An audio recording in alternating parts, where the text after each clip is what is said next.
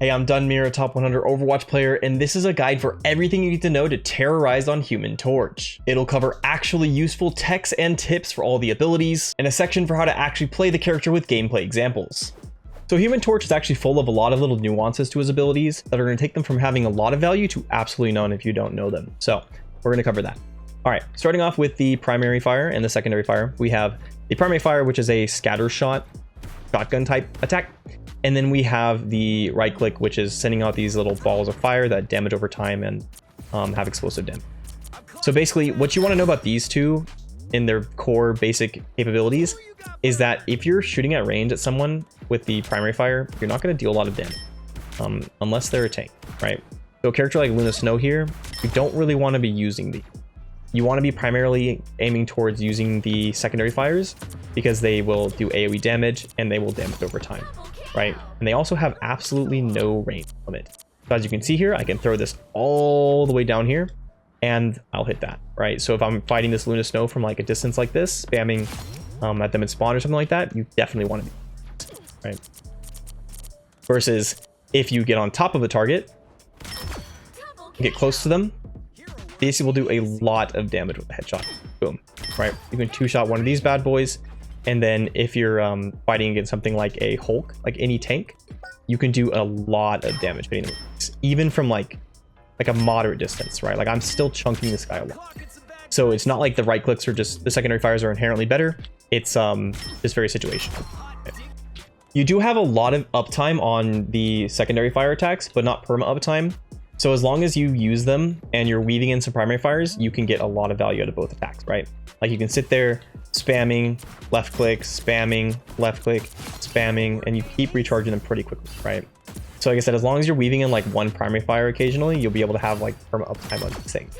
And so that's the general attack pattern you should. Of course, using them, you know, for what you actually need to be attacking. So, all right, so now we're going to talk about this AoE damage fire enhancement zone for your secondary fires. This ability has the most ways that it can go wrong. So when you use it, you can make the dots connect and make an area of fire damage inside of it. However, it's really important to put at least 3.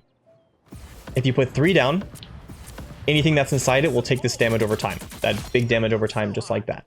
But if you only do 2, you will get a burst of damage, but what you won't get is that like huge damage over time. So even though this guy is like in it, he's only taking the damage over time from this regular fire. So it needs to be 3 or more. But you can also make up to 4 consistently if you're using just regular attacks here. You can do 1, 2, 3, 4. This is consistent, but you can also put a 5th there and upgrade it. And what it does is normally when you apply one of these, it'll last around 7 seconds. And then it'll be done. All right. But what happens is if you apply this down, when you upgrade it, it gives you all the full time, the time left on it. So upgrade it right there, and it's gonna be left for like another 7 seconds. So you don't need to worry about like having it not like having it run out of time when you originally place it. You just have to make sure that you get it off before it disappears, and then you are completely chilling with it. It also has a very long distance that you can connect them with. So if you have like one all the way over here, and then one all the way over here, they will barely not connect. They barely aren't max range, right? And so you can make a pretty dang large rectangle. Anything that you're going to be basically trying to do in a game, you're more or less going to be able to do, as long as there's not stuff in between it. Because if there is literally anything between it, it won't work. So if there is like if there's like a wall in between it, it won't work, right? Wall kind of makes sense, okay. But as you can see here, even something like this, this team up ability simulation thing would stop it. I'd hit the ability. Literally this would stop it also from working. You have to be really careful about like anything getting in the way at all. But on top of that, it also doesn't work on any elevation that's more than like your character's height. So if you're trying to put one up here and then try and put one down here, this will not work. It just simply won't connect. There is the ability to do like a tiny bit of one. It's not completely impossible to do it. This type of elevation that's slightly below your character's height, you can make one that goes down that way. So this will connect and this will make the actual viability to do it. And that one can be really good. And another thing that's really easy to mess up is that you have to wait for the ability to completely land before you can activate it.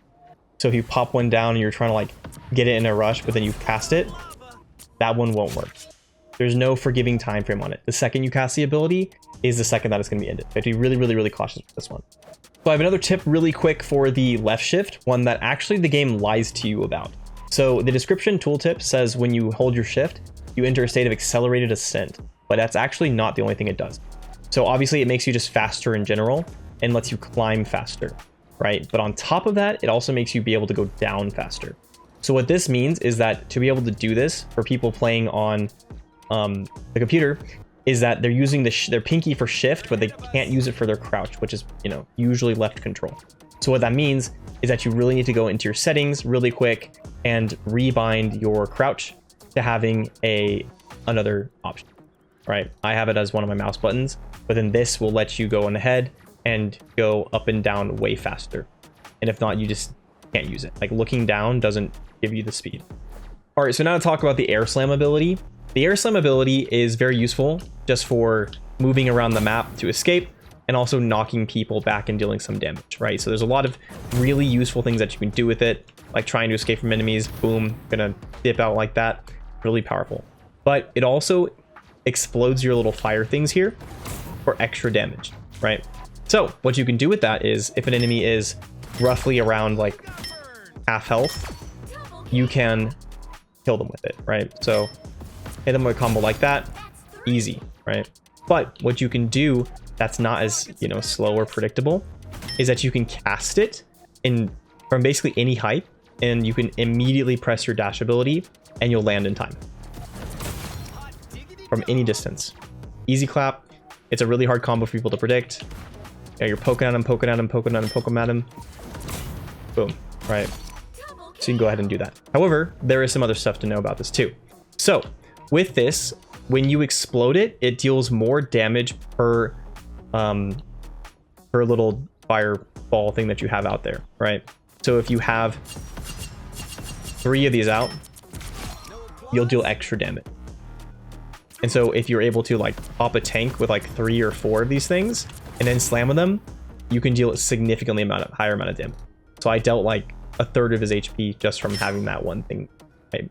And so what you can also do is if you are able to get a squishy with one of these and you're able to catch them with some of these, like they're standing in a choke or something like that, and you're able to get a few of these down, you can basically one-shot them. It takes them from like, you know, like as you saw on the Hulk there that I did around 250-ish HP. So you can basically insta-kill them, right? If you get the combo off properly. And also since you have the team up ability that gives you extra shielding if you take damage, what you can do is that you can pre-cast this before you go for any sort of one of your slams to get its use when you need it for the whole duration, right? So you can just cast it, instantly slam down, and then fly off, right? And it's good for the whole time that you're going to need it for that. So you don't even need to wait to cast, right? You don't need to slam and then risk taking damage during that process and then cast it, or not be able to instantly attack right afterwards. All right, and so now we have the ultimate and some tips for it. So when you cast it, you have a permanent usage of your shift. So you should literally just be holding it all the time, right? There's no reason not to. It'll make you harder to hit. And even if you're spamming the attacks during it, it's kind of like giving you a little bit of extra like movement speed to be tricky to hit when you're doing it, right? Like you're popping these, hitting it, bursting a little bit in between. It's there's no reason not to, right? But on top of this, there's some things to know about these. So even when you're empowered, you're using your secondary fires, they don't actually function like a regular one does. So, you know, if you maybe like toss 2 of these down and then you ult, and then you're like, oh, I'll just make a third one, it doesn't actually work, right? So using this zone ability, you need to use it before you ult, or you just can't, right? But what it also means is that when you pop this, you are no longer able to hit this combo, right? It doesn't deal any extra damage because this Cyclone of Fire is an entirely different ability. So don't expect to be able to use it for the empowered zone ability, and don't expect to be able to get extra explosive damage off of it either. And also a fun little thing you can do for extra damage is you can precast one of your secondary fires and then ult, and it will turn it into one. So as you can see, that instantly turned into a cyclone, even though I hadn't even, yeah, the ability wasn't active at the time that I used it. All right, so with the abilities covered here, now we're going to go and talk about how to actually slap it all together with some gameplay. So how do you play Human Torch? Human Torch's most base gameplay style is to sit back in like the middle of his team, play a safe location, and just spam really hard. He gets a lot of value out of just chunking people with damage, farming his ult up, producing opportunities based off of that, and literally just clicking on things, right? And that's what you can see him doing here. Just spam, spam, spam, spam, spam, spam, spam, until some sort of trigger arises, right? Maybe the backline gets low, a tank gets low, and you extra focus on them, or things happen like, you know, a Psylocke gets out of position, engages into you, pressure her out, and then go straight back to spamming. But it's a little bit more complicated, right? And I'm not going to tell you that it's just as simple as literally just sit there and click on the enemy team, right? Because it's not really. Instead, what you're looking to do is pressure the backline when they're available to be spammed at, and then when they're not available to be spammed at, you're going to be looking to shoot the tanks instead with left clicks, right? So right click, secondary fire explosives towards the backline, pressure them, which is going to put some, you know, either make them killable targets or make them have a hard time healing their support or their tanks, where the tanks become killable at closer range by throwing these scattershot primary fires into their face. Right? That's kind of what you can see here. Tanks start getting low, so he starts hitting them with the left clicks here. Then the tanks kind of like kite behind the corner here, become less killable options, and so he's going to swap and start shooting them back at the enemy supports when the supports are visible again. And then the Venom goes too hard here, and so the Venom is his focus again. Turns around, sit there, and clicks, right? And obviously this is a very complicated game. Lots of things will happen. Ults go off, etc. And so you're just there to apply a bunch of pressure and damage over time, produce options, force people to use ultimates, create opportunities where people get low because you're just buying damage and getting ready to kill them, right? But how do you actually, you know, min max this? Because it's obviously not this simple, right? And the majority of what you're going to be doing, what's going to get you the most value on this character in particular, but really like any character, has all to do with positioning, right? You really need to be careful about where you're positioning on a character like the Human Torch. And so what you're going to see is when our Human Torch player engages and gets into a more risky position, where the enemy team can like actually see him, he's going to use cover really strictly, right? And when he doesn't use cover strictly, he's going to, but when he does it well. And so you can see him here, he's just jiggle peeking around, right? Instead of like walking on the front where the Magneto is and like tanking damage and potentially just dying, he jiggle peeks on this corner and wins the exchange against the Storm based off of that. Of course, we're back always into spamming constantly, whatever we can see. And however, he's using this tree here for positioning, right? For cover. Nobody can see him through this tree. And so he was up there defending himself with that right there, right? Was originally using this as visual cover. People can't really see through that, so he can just spam. And then when they start pushing up, he starts using this corner right here, right? So if the enemies damage him, he can kite underneath this, be protected, or he can use this tree for more visual blocking, right? And so this is really good. He hasn't taken like any damage during this process, and he is just playing correctly. However, that's not always how it goes, right? And we're going to see other examples of people misusing their positioning and getting punished for it. And so in this situation here, we have our other guy, our other Torch player, with some examples of both, right? So he pulls up here, and in this choke here, he's jiggle peeking around this, and you know, he's making himself not vulnerable for the majority of it, always having some form of cover here. When he doesn't want to focus the guys on the left, he's using this to block off the sightline, and then he's poking the people from main, right? This is super good. Getting that damage in, great. Now he wants to start taking some closer distance to get better pressure. And so what he does is he moves up here, right? And he starts using this form of cover right here. So he can start doing that.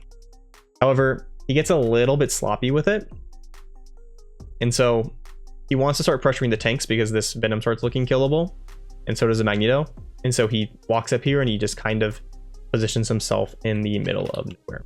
And so you'll see what happens here is that because he's all the way up in the sky like this, and now that we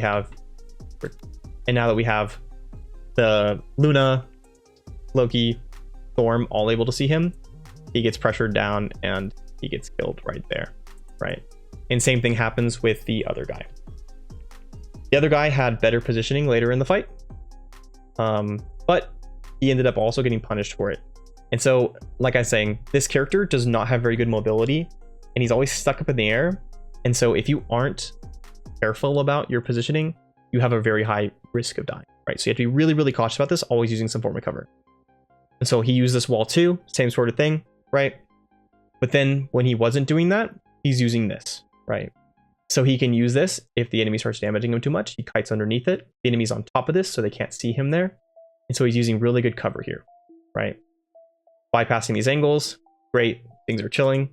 But then he goes to aggro here with an engage where he does almost kill these guys, but because he goes too hard here and doesn't immediately kite, he's out in the open and instantly gets covered, instantly gets killed.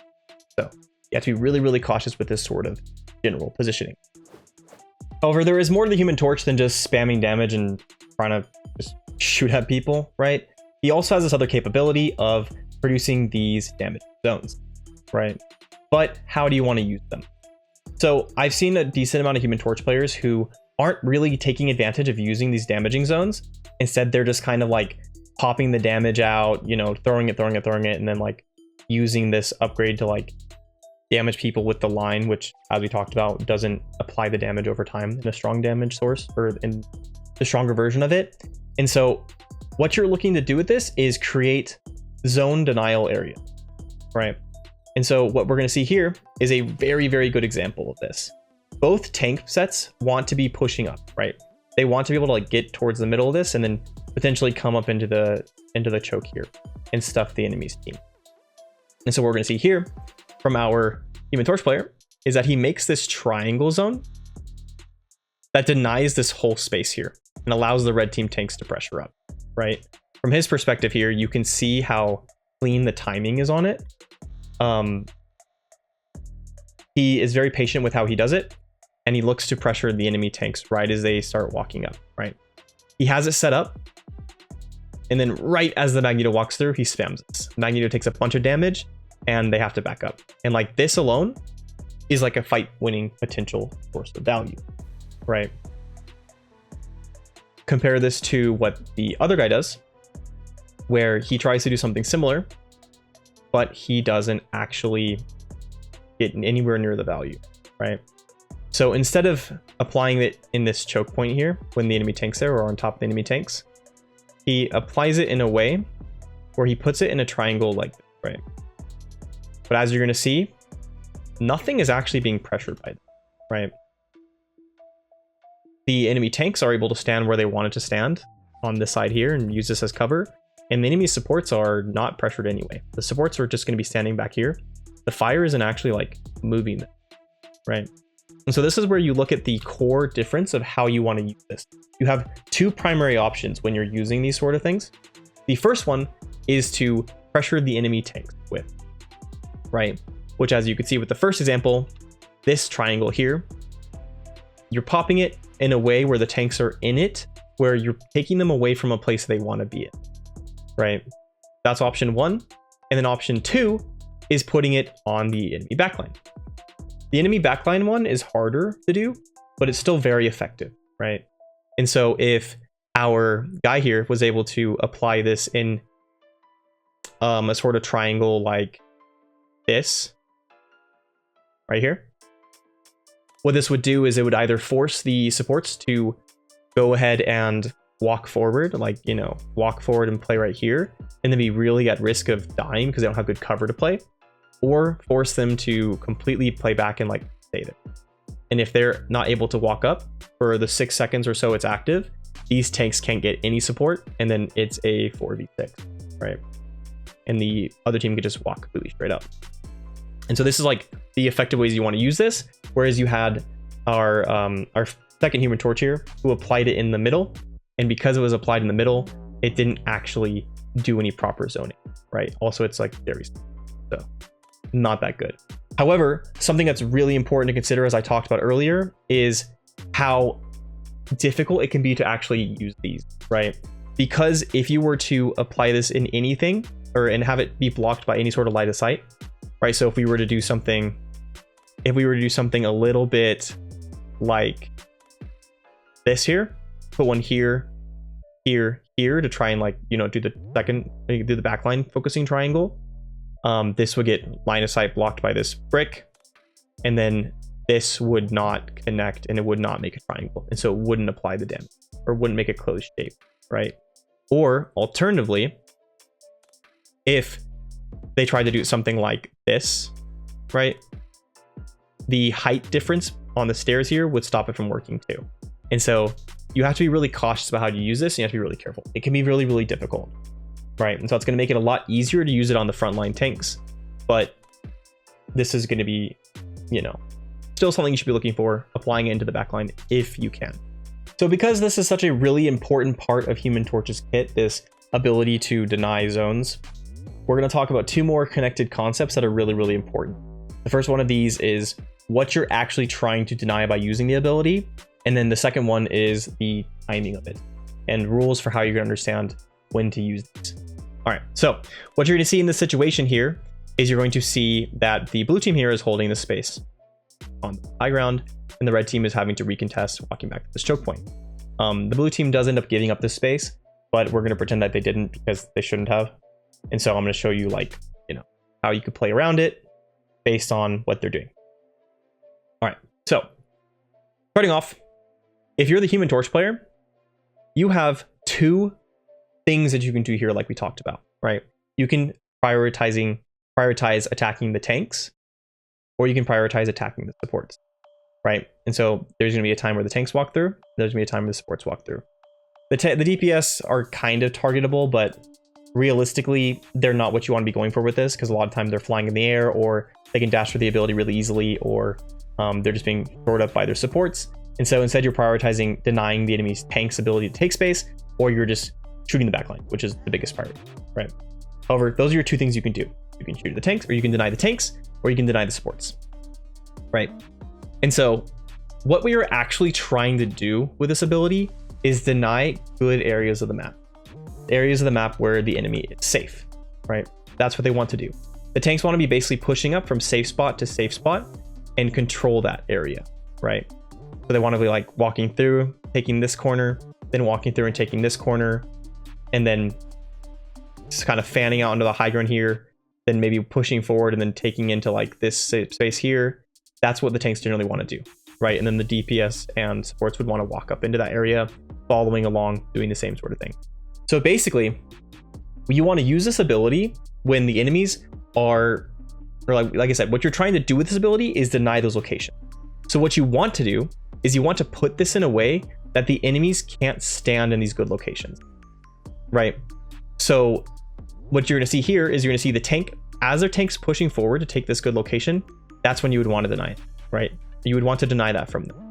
So you would want to apply something kind of like this here.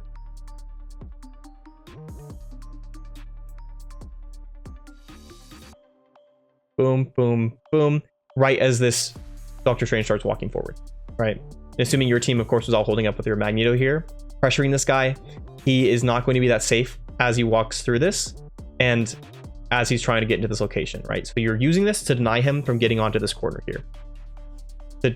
Yeah. And since you can't technically take it away from him, because of the way the stairs are, you're doing the best you can by applying the pressure here, which leads into our other concept of the timing, right? So what is the actual timing? The timing is when the enemy is going from a safe location to a vulnerable location. And that's why using it like this, even though we can't technically deny him this safe location, it's still viable because we can use it as he's walking forward when he's in this vulnerable area, right? So as he's going from safe space, because this area back here is safe, like him on this corner here, as he walks forward, safe, danger, danger, danger, danger, safe. And then if he was walking forward here, and like this area is like bad to play in once they've gotten here, so you really would want to hold on the high ground, right? But if he was walking up to like the next location, or even more dramatically so, as you would have to do later, if he was here and then he was walking all the way up into this location, the time to aggress onto him would be right as he's like standing right here, right? To put the damage down on him. So when he's going from a safe location like this corner, pushing up into this area, use this wall here or this pillar, that would be the time to do that, right? So as they're transitioning timing. And so then you get 2 options to do that in. And so like I said, you know, you can do it against the tanks. So you can do it right now, boom, force them to take a bunch of damage and eventually have to back up or push through it and take a bunch of damage, and then it's time for you to pressure and murder them, or wait and do it now, right?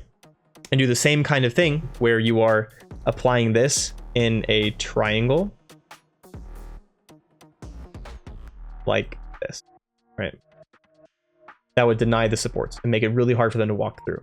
And you would pop it in a way, ideally taking as much space through the choke, because this is the safe area that they want to be in, right? To pressure them. Because what you want to do, and like why I drew the triangle like differently, is because when the tanks wanted to push up to here.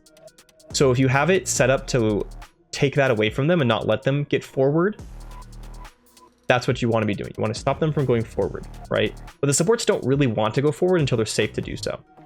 So what you would be doing is pressuring them in a way where this is forcing them to walk forward into a dangerous area, into like right here, before this space has been properly taken. So like, you know, tanks get through a little bit, you're contesting them as the support's trying to go forward, then you'd apply this into them like this, right? A little bit before. So they have 2 options that are both bad. Hiding behind this corner, not being able to see their tanks. So if their tank is playing right here, they can't see them, right? And they can't help them. The tanks might die.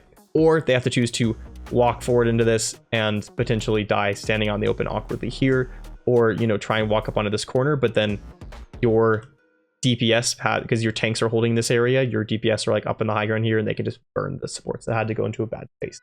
All right, so that's the timing of that. And so I'll show you another example really quick of how this looks in like you know, an actual example. So we have the red team push through, blue team gave up a bunch of space. Right now we have, gosh, there's things. Right now we have areas of the map that are safe to be in and areas that aren't that safe. What we're going to see here is our Human Torch here is going to put down a area of harm here, the zone, in a square right here, which does nothing of what we want it to do, because it's not actually taking away a place that people want to be in. So nobody wants to stand in the middle of the map because there's no cover there. So this is useless, right? As opposed to, at the same exact timing, doing something like this. Here, here,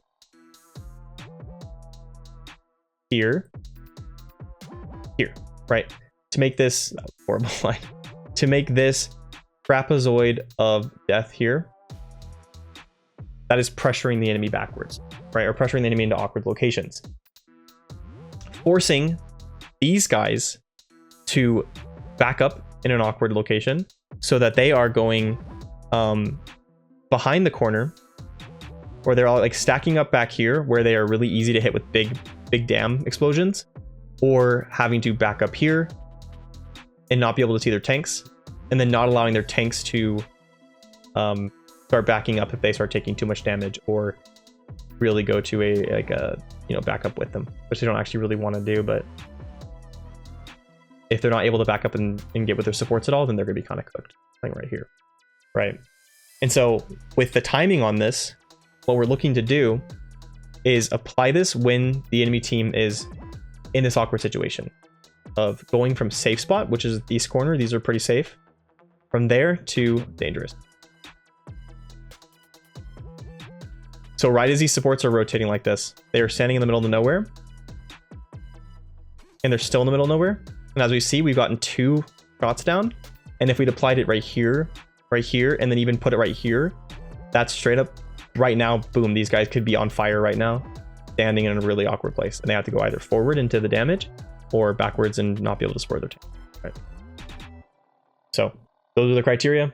Focus on using it when people are on the locations people want to be in, the places that have cover, and then on the timings from which they're going from a safe cover to in dangerous space into the other safe cover.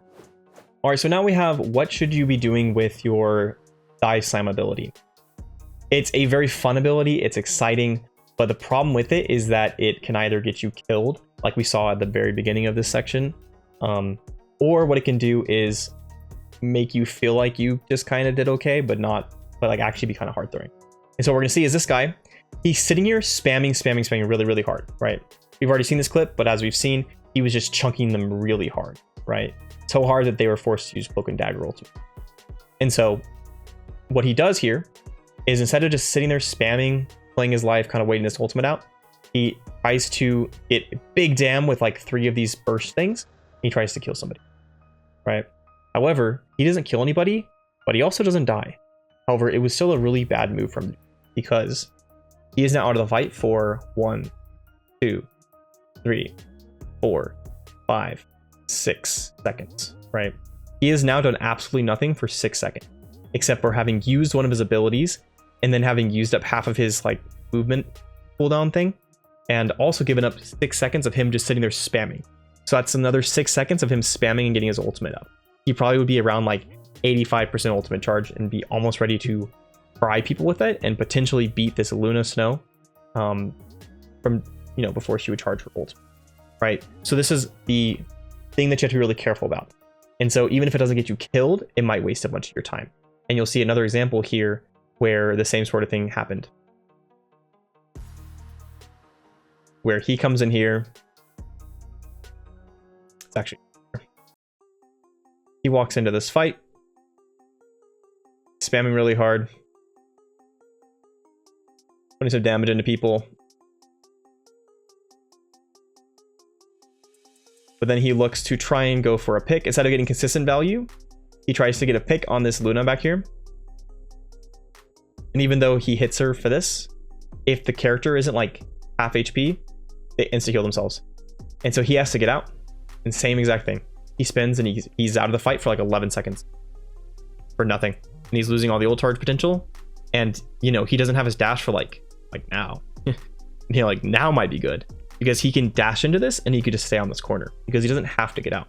Because his team is, right? So he could, now if he had his dash, or he does, but he could have waited and he could have hit it right here to knock the enemy Magneto into his team and potentially kill some people. But he doesn't have it, right? So you have to be really careful with this ability. It's kind of bait. There are ways that you can use it to absolutely fry people, but you really want to be making sure that you can actually engage into the actual situation and not have to leave afterwards. That's your trigger for when you can use it. So for example, like I said, if this was like another map, right? Like let's use, where's a good example? If this was right in this choke point and the enemy team was having to walk through this, if you, or even better, something like this, right? Because there's areas of the map that are like this in other situations.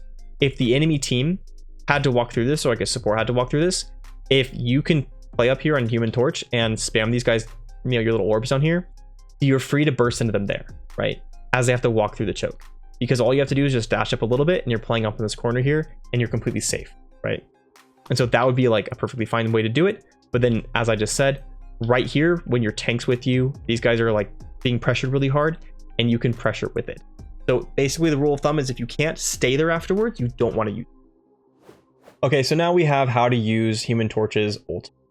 Human Torches, of course, puts down those big dam areas of tornado fire. But how do you actually want to use it, right? And there's 2 primary ways.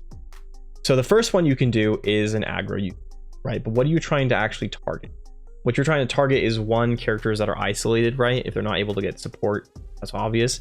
But what the most useful thing to do is to target the enemy back, because it's going to either force enemy support ults, which are better than your ultimate, or you're going to kill them. And so the first thing you really want to do is absolutely shoot whatever's in the back. The healing in this game is so oppressive that if you shoot anything like forward, it's going to get healed up really easily, right? And so shoot the backline. And so we're going to see here from our Human Torch guy here is that he pops his ultimate and he starts shooting at the enemy last backline guy here. He's doing exactly what he wants to do. And so this forces the Luna to ult. The Luna ults, and then the Luna kind of panics, or the Luna isn't looking at her backline, right? Or her further back support. So because Human Torch was shooting at the backline guy, the Luna Snow has made a mistake. And so he's forced this mistake to occur. And so then this causes the Cloak and Dagger to jump away. And as he continues able to walk in, the Luna Snow is really far up here. The Cloak and Dagger is like right here. And so the supports are no longer helping what's in their backline, which is this Human Torch and this Magneto. And so then really easy clap. Our guy gets a double kill, right? Nice and clean, kills 2. That is a excellent usage. He forced an ultimate, and then he got 2 kills with that, right? So that's option number 1. The other option is to use it more defensively. And so this one is a little bit more tricky, right? I don't know if I would default into having you use it like this, but what you can do is if an enemy aggroes really hard into your team, you can pop your ultimate and then you can throw it hard down onto that guy that's pushing into your back, right? Or just jumping in your team. And that's what he does here. This Storm is ulting, but there's not a support ult that's supporting her, right? So what he can do is he can just jump into his Luna's ultimate and then just chunk the ever-loving crap out of this so that he gets the kill on the Storm, right? Like I said, a little bit harder to understand like when this is going to go well for you, but this is an option. And so you can limit test these. It's not the only option to use it on this thing, but like, you know, even if like something else ults into your backline, like a Magic or like a Panther's been going too hard or something like that, this can be maybe not the absolute best one. You'll probably get better options. Just tossing it straight in the enemy backline, forcing them to do bad ultimates, and then going for whatever in the farthest back as they push past their like tank like they did in the last example. So